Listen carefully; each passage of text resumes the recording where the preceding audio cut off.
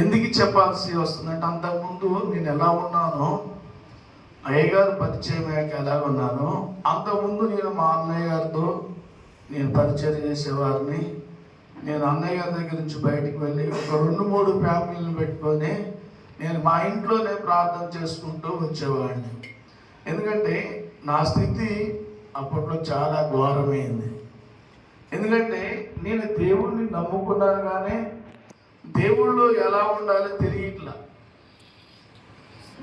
మొదట నా పేరు సంజీవరావు, మాది తెలంగాణ రాష్ట్రం, ఖమ్మం జిల్లా, మాది మర్చికొండ గ్రామం. మరి అక్కడి నుంచి ఆ యోనా గారు మన జయరాజు గారి ద్వారాగా, మా తిమోదన గారి ద్వారాగా మాకు పరిచయం అయ్యారు. ఆ పరిచయాన్ని బట్టి నేను ఈరోజు సంఘాన్ని దినదినం అభివృద్ధి పరుచుకుంటూ నేను ముందుకు వెళ్తున్నాను. గట్టి చెప్పడం హల్లెలూయా.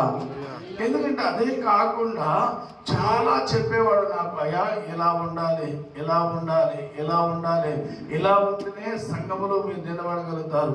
ఇంతమందిని ఉన్నాం మనం.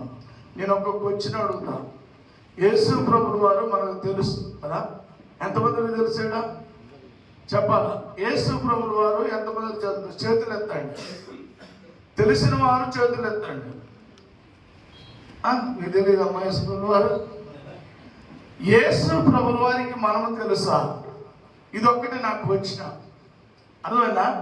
యేసు ప్రభుల వారు మనకు తెలుసు, కానీ యేసు ప్రభుల వారికి మనము తెలుసా అనేది ఒక క్వశ్చన్ మార్క్ మనం పెట్టుకుంటే మనం చాలా అభివృద్ధి చెందుతాం. ఎందుకంటే నాకు మొన్న సిద్ధపరచు కార్యక్రమంలో ఆ ప్రణాళికలో అయ్యగారు ఒక 4 గుర్రాల గురించి చెప్పాడు.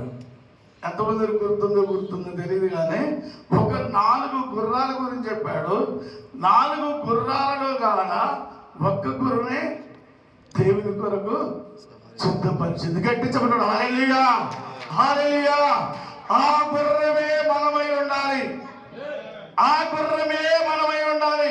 అప్పుడే మన మీద యేసు ప్రభువు వారు సవారీ చేయగలుగుతాడు. ఆ గుర్రము లెక్క లేకపోతే మనం ఏమైపోతాం? లోకంలో కలిసిపోతాం. చెప్పాడు గారు, పొద్దుపూట పాలు, మధ్యాహ్నం అమ్మరు, సాయంత్రం పాలు, ఆదివారం రొట్టె రసం. అంటే ఆ స్థితిలో ఉన్నాం. యేసు ప్రభువు వారికి గనుక మనము తెలుసు ఉంటే, ఏదైతే చక్క ఇంటికి రక్షణ వచ్చిందో ఆ రక్షణ మన ఇంటిలోనికి వస్తుంది, మన సంఘంలోనికి వస్తుంది, మన గ్రామంలోనికి వస్తుంది, మన జిల్లాలోకి వస్తుంది, మన రాష్ట్రంలోకి వస్తుంది, మన భారతదేశం అంతా వ్యాపించబడుతుంది. యేసు ప్రభువు వారి గనుక మనతో గనుక లేకపోతే ఏమన్నాడు? దొంగ ప్రవక్తలు ఉన్నారు, చాలా జాగ్రత్తగా. పులిసిన పిండి అంటే దొంగ ప్రవక్తలు.